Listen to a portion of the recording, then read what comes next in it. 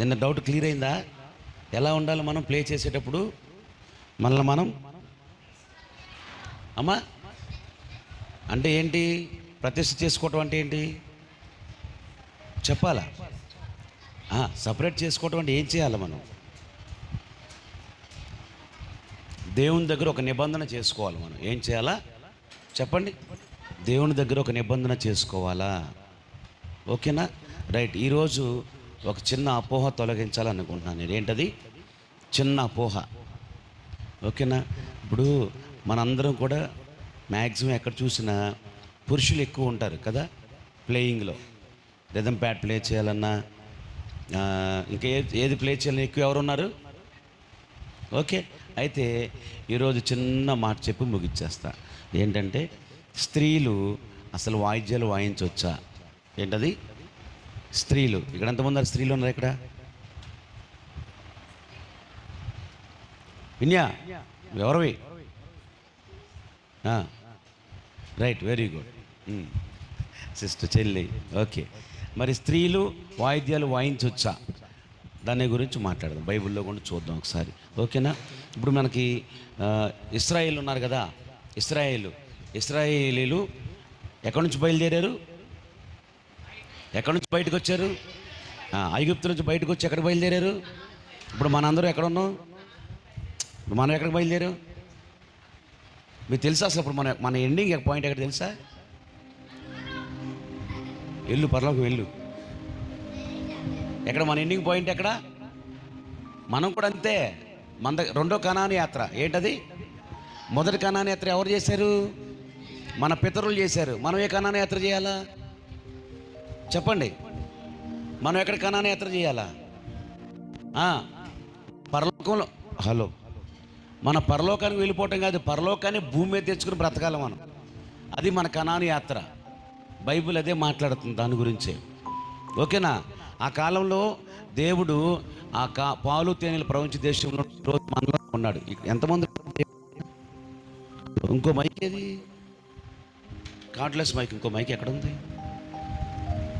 Okay. అయితే అలా వెళ్తున్న సమయంలో ఎర్ర సముద్రం అడ్డు వస్తుంది కదా. ఏమొచ్చింది? ఎర్ర సముద్రం. వాళ్ళు ఎక్కడికి వెళ్ళాలి? కానాను దేశంలోకి వెళ్ళాలి. అయితే ఎర్ర సముద్రం అడ్డు వచ్చింది. అయితే ఏం చేశారు వాళ్ళు? అమ్మా 2 పాయలు చేసుకుని వెళ్ళిపోయారు కదా.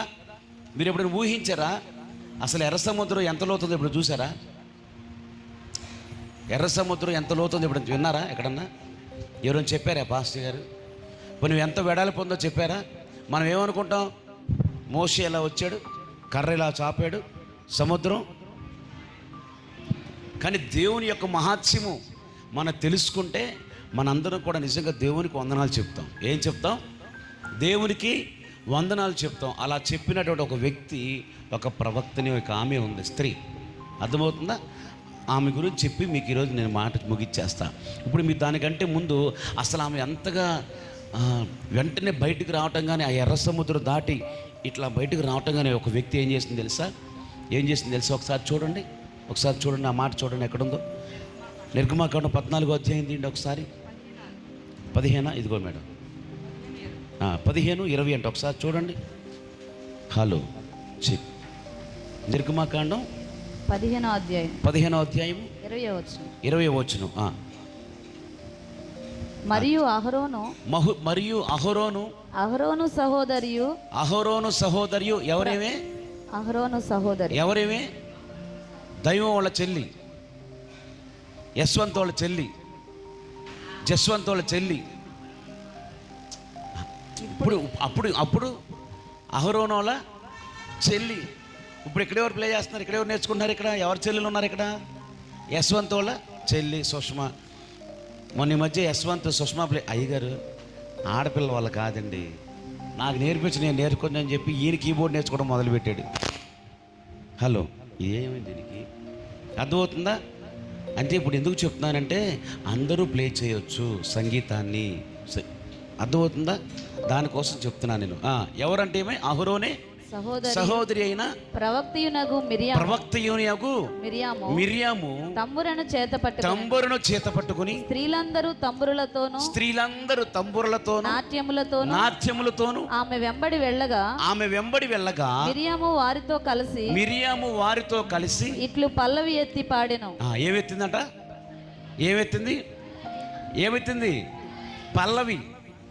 ఓ పాటలో ఏముంటుందని చెప్పా, పల్లవి ఉంటుంది, ఇంకేముంటుంది, చరణం ఉంటుంది, ఇంకా అనుపల్లవి, ఇంకేముంటుంది అని చెప్పాగా అబ్బాయి. కోరస్ ఉంటుంది, అర్థమవుతుందా? ఏముంటుందో పాటలో పల్లవి, అనుపల్లవి, చరణం, కోరస్. ఓకేనా? ఏమైంది ఇప్పుడు ఇక్కడ మిరియం ఏం చేసింది? ఏం పట్టుకుందినమ్మా? పల్లవి ఎత్తి ఏం పట్టుకుంది? ఏం ప్లే చేస్తుంది? తంబూర పట్టుకుంది. మీకు తెలుసు తంబూర అంటే ఇట్లా రౌండ్గా ఉండి దానికి సేమ్ గిటార్ లాగా ఉంటుంది అనమాట. గిటార్లో ఒక త్రీ స్ట్రింగ్స్ ఉంటాయి, దానికి 3-4 ఉంటాయి దాని స్ట్రింగ్స్. అది పట్టుకుని వెంటనే ప్రారంభించింది అనమాట. ఏమని పడుతుందో తెలుసా? యెహోవాను గానము చేయుడి. ఇంతకీ అంత ఆనందంతో పాట పాడటానికి వెంటనే తంబూర పట్టుకుని, అంటే తంబూర పట్టుకుందంటే ఆమె ప్లేరేనా? ఊరికే గెలుగుతుందంటావా? చెప్పాలి. మిరియాము చేతిలో అప్పటికప్పుడే తంబూర వచ్చేసిందా? ఊరిని పట్టుకుని ఇటు గెలుగుతా ఉందేంటి? అవునా కదా? అంటే నేర్చుకుందా లేదా? తంబూర నేర్చుకుందా లేదా? చెప్పాలా? స్త్రీలు వినాలి, మీరు కూడా నేర్చుకుందా లేదా? ఏమని చేసింది? నేర్చుకుని ఏం చేస్తుంది? యెహోవాను గానము చేయుడి. యెహోవా దయాళుడు, ఆయన ఎర్ర సముద్రాన్ని పాయలు చేశాడు. మీకు తెలుసా? ఒక ఎర్ర సముద్రం, ఆ ఎర్ర సముద్రం వెడల్పు ఎంత ఉందో తెలుసా? 355 కిలోమీటర్లు అంట వెడల్పు. అంటే ఇక్కడ నుంచి దాదాపుగా హైదరాబాద్ అంతా, హైదరాబాద్ కంటే ఇంకొంచెం ఎక్కువే.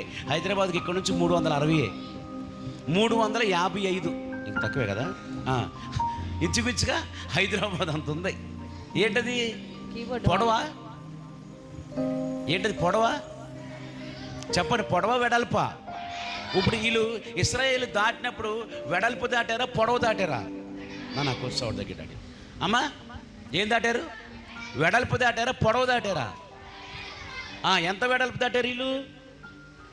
ఎంత వెడల్పు దాటారు? 355 కిలోమీటరు. మీకు అర్థమైందా? ఎంత కృతజ్ఞత చెప్పుండాలి మిరియాము. అటు చూస్తే ఎవరు? ఐగుప్తీలు వస్తున్నారు. ఎవరు ఏం వేసుకుని వస్తున్నారు? రథాలు, రౌతులు, గుర్రాలు వేసుకుని వేల మంది శత్రువులు బయలుదేరి ఎవరిని చంపడానికి? ఇశ్రాయేల్ని చంపడానికి. ఇశ్రాయేల్ కంటే మార్గం దాటి వెళ్ళడానికి అవకాశం లేదు. దేవుడు వెంటనే ఏం చేశాడు నాన్న? భయంకరమైన అద్భుతం చేశాడు. ఎన్ని కిలోమీటర్లు అంట వెడల్పు? 355 కిలోమీటర్లు ఉన్న వెడల్పు ఉన్న సముద్రాన్ని మోషే ద్వారా దేవుడు పాయలు చేయించాడు. అర్థమవుతుంది మీకు? ఎంత లోతు ఉందో తెలుసా? అది లోతు ఎంత ఉందో తెలుసా? ఇంచుమించుగా 2000 కిలోమీటర్లు అంట. ఎంత లోతు? ఎంత చెప్పండి? ఎంత? నేను షాక్ అయిపోయా అసలు. మీకు అర్థమవుతుందా నాన్న? ఎన్ని కిలోమీటర్లు? ఎంత వెడల్పు? ఎంతసేపట్లో ఇది ఎండిపోయింది? 1 నైట్ అంట. 1 రాత్రి దేవుడు ఏం చేశాడంటే ఒక గాలిని పంపించాడంట. ఏం పంపించాడు? మోషే ఎప్పుడైతే ఇలా కర్రెత్తి నిలబడ్డాడో, ఇక్కడ చూస్తే ఇశ్రాయేలీలు, వెనకాల చూస్తే ఐగుప్తులు వచ్చేస్తున్నారు చంపేయడానికి. ఇక వెళ్ళటానికి ఇలా మార్గం లేదు. మోషేతో మాట్లాడే, మోషే నువ్వు మౌనంగా ఉండు, నువ్వేం చేయొద్దు, నువ్వు మౌనంగా ఉండని కర్ర ఇలా లేపాడు. ఇలా లేపటంగానే ఏమైపోయింది తెలుసా? ఆ సముద్రం ఇలా పైలైపోయిందంట. రాత్రి ఉదయం అయ్యేసరికి మొత్తం ఎండిపోయి ఆ ఎండిన సముద్రం మీద వీళ్ళు ఏం చేశారు? ఎన్ని కిలోమీటర్లు దాటారు? 300. ఎన్ని కిలోమీటర్లు దాటారు? ఎంతసేపట్లో దాటారు? రాత్రి అంతా 365 రోజులు దాటారా? ఎంతసేపు దాటారు? ఎన్ని కిలోమీటర్లు? అసలు ఊహించండి. అసలు అయ్యే పని అనేది అయ్యే పనేనా? నువ్వు ఒకవేళ ఇక్కడ నుంచి నడవాల్సి వస్తే ఎంత దూరం నడుస్తావు? ఒక రాత్రి ఎన్ని కిలోమీటర్లు నడుస్తావు నాన్న? ఎన్ని కిలోమీటర్లతో సుమారు ఒక మాట చెప్పండి ఒకసారి. వీళ్ళంత వెళ్ళారు? ఎన్ని కిలోమీటర్లు దాటారు వీళ్ళు? ఎంతసేపు? అది చూసి మిరియాము వెంటనే దిగటంగానే బట్ట కాదు, నా దేవుణ్ణి నేను ఉన్నతమైన స్తుతి చెల్లించాలని చెప్పింది. ఏమనుకుంది? ఎలా? దేవుణ్ణి స్తుతించుడి ఎల్లప్పుడు. అలా కాదు, అలా స్తుతించాలా. వెంటనే ఏం పట్టుకుంది? చేతిలో ఏముంది? తంబుర పట్టుకుంది. తంబుర పట్టుకుని యెహోవాను గానము చేయుడి, ఆయన మీద ఒక క్రొత్త కీర్తన పాడాలి, ఆయనకి ఎంత కృతజ్ఞత చెప్పాలి అంత కృతజ్ఞత చెప్పింది. ఎవరు? మిరియాము. మీకు అర్థమవుతుందా? స్త్రీలు కూడా నేర్చుకోవచ్చా, నేర్చుకోకూడదా? చెప్పాలా? మా సుష్మారాజా, స్త్రీలు నేర్చుకోవచ్చా లేదా? ఇంకేమైనా అపోహ ఉందా మీలో? నిరభ్యంతరంగా నేర్చుకోవచ్చు మీరు అందరూ. అందుకని సీరియస్గా నేర్చుకోండి. ఏం నేర్చుకోవాలి? సీరియస్గా నేర్చుకోవాలా. ప్రతి ఒక్కరు నేర్చుకొని తీరాలి. మీరు చిన్నపిల్లలు మొదలుకొని పెద్దలు మొత్తం అందరూ నేర్చుకొని తిరగాల. దేవుని నామానికి మహిమ తీసుకురావాలి మీరు అందరూ. అర్థమవుతుందా? దేవుడు ఏం అద్భుతాలు చేస్తున్నాడు అక్కడ? భయంకరమైన అద్భుతం చేశాడు అక్కడ ఆయన. అర్థమవుతుందా? మీరు కూడా మీ సిస్టర్స్, మీ చెల్లెళ్ళు ఎవరున్నా సపోర్ట్ చేయండి. వాళ్ళకి నేర్చుకోమా, ఏదో ఒకటి నేర్చుకో, గిటార్ ఏదో ఒకటి నేర్చుకో అని వాళ్ళని మనం ఏం చేయాలా? ఎంకరేజ్ చేయాలి. అర్థమవుతుందా? ఎంతమందికి అర్థమైంది నా మాట? మీకు ఎప్పుడైనా అంటారు మీరు, ఏడు యశ్వంత్ ఏడు ఈసారి అంటావా? మా చెల్లి వల్ల కాదులయ్య గారు పక్కన నెట్టు నేను నేర్చుకుంటా అని చెప్పి 3 daysలో మొత్తం 24 స్కేల్స్ నేర్చుకున్నాడు ఆయన. మొన్న మధ్య నేర్చుకుని 10th క్లాస్లో జాయిన్ అయ్యాడు. ఆ స్కేల్స్ గుర్తునే తెలియదు ఆయనకి. ఓకేనా? రైటా? ప్రార్థన చేద్దామా? కళ్ళు మూసుకోండి, చిన్న ప్రార్థన చేద్దాం. కళ్ళు మూసుకోవాలా. స్త్రీలు మీరు ఇప్పుడు ప్రార్థన చేయాలి. ప్రభువా, నేను కూడా నిన్ను అమ్మని, ఈ నామాన్ని మహిమ తీసుకొస్తాను. నేను ఒక పాత్రగా ఉంటాను ప్రభువా. నేను ఏదైతే నేర్చుకుంటానో దానిలో నేను సీరియస్గా నేర్చుకుంటానని చెప్ప. తరుణ్ అది చేయండి, ప్రార్థన చేయండి. సింఫోనియా ప్రేయర్ చేస్తుంది రా తల్లి. సోఫియా, వెరీ గుడ్ నాన్న, రా. సోఫియా చెల్లి ప్రార్థన చేస్తుంది. మీరందరూ ఏకీభవించండి. ఎబినేజర్ కీస్ ప్లే చేస్తాడు.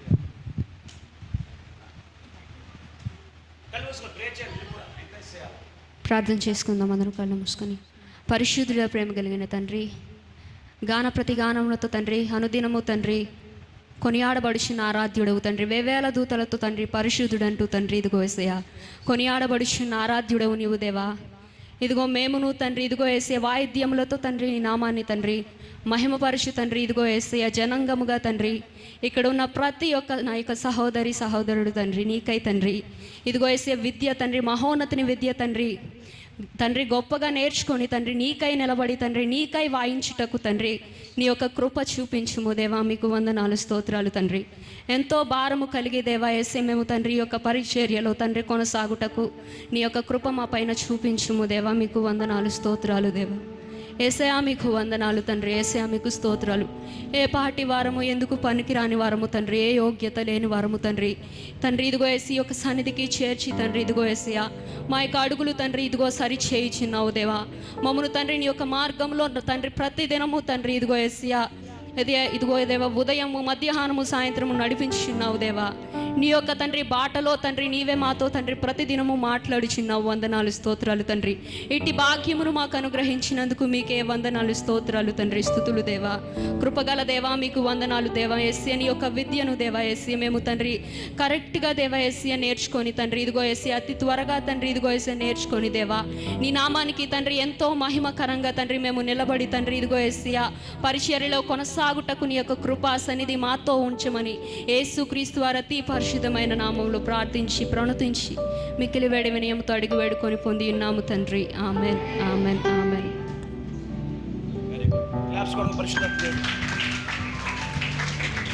Okay right. ఇప్పుడు ఏదో గ్రూపులు చేశారు కదా,